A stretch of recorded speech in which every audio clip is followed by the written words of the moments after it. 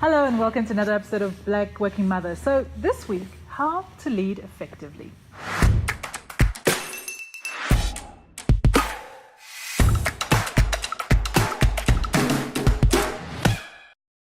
Thank you very much for all your questions. I'm loving them. So if you have a question, please email it to ablackworkingmother@gmail.com and I'll do my best to answer it. This morning we've got a question from Anonymous. Okay, but your Twitter handle is... Okay, that's complicated. But I think your name is something to do with Rahim. Okay, hope I got that right. Rahim, you asked, can you share any advice on how to lead effectively? Absolutely. I'm still figuring this out. Most people, most good leaders are always figuring out how to continue being good leaders. That's the secret to good leadership. Humility. Who knew? So I think what I can do is share things and tips that have worked for me in the past. And I'm going to do that with just three simple things. Empathy, honesty, or just highlighting three simple things rather. Empathy, honesty, and comfortability. So I'll start with comfortability. For me, leadership is a very personal thing.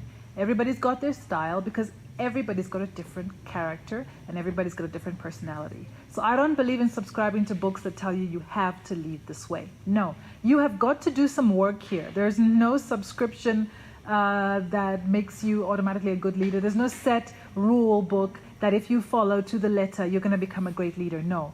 Great leadership starts with knowing who you are, knowing yourself, right?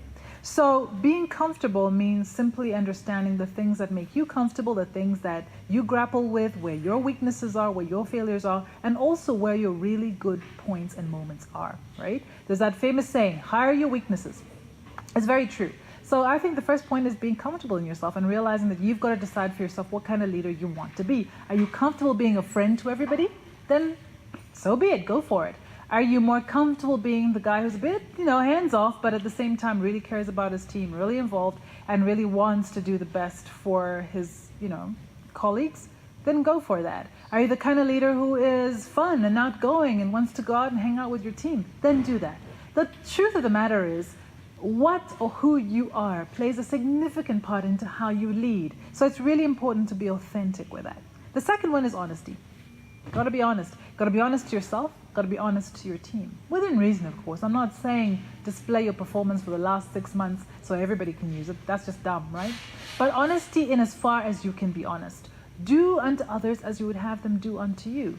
Don't tell unnecessary fibs. And I've learned this the hard way because a lot of the time we're told that you mustn't be vulnerable with your team. You've always got to have it together. But the truth of the matter is people can see through that. So honesty in as much as you possibly can, in as much as is appropriate, if you get what I'm saying, right?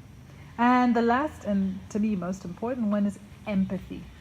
Empathy goes a long way in your team deciding whether or not they want to go the extra mile for you. This is just the truth about human beings.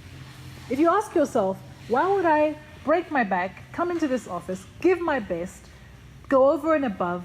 If you can't answer that question for your team, then you need to think again, right? And this is what I mean by being empathetic. So you don't know how your employees get to work. You don't know what their biggest concerns in life are. You don't know what motivates them. You don't know if they're having problems at home. And you don't really know whether or not they are enjoying their jobs. Now, a lot of leaders have a lot on their plates. I'm not saying that they don't. But not being cognizant of all these things actually makes you an ineffective leader. If you want people to follow you, you've got to take an interest in those people. That is part of your job.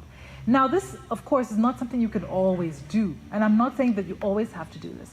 But to an extent, this is part of your job. And if you realize that, then you are going to take measures to make sure that you are trying to communicate in a way that is thoughtful, in a way that thinks about the other person, in a way that motivates the other person to want to give you their best. Because if you wouldn't give your best in that situation, what makes you think somebody else would?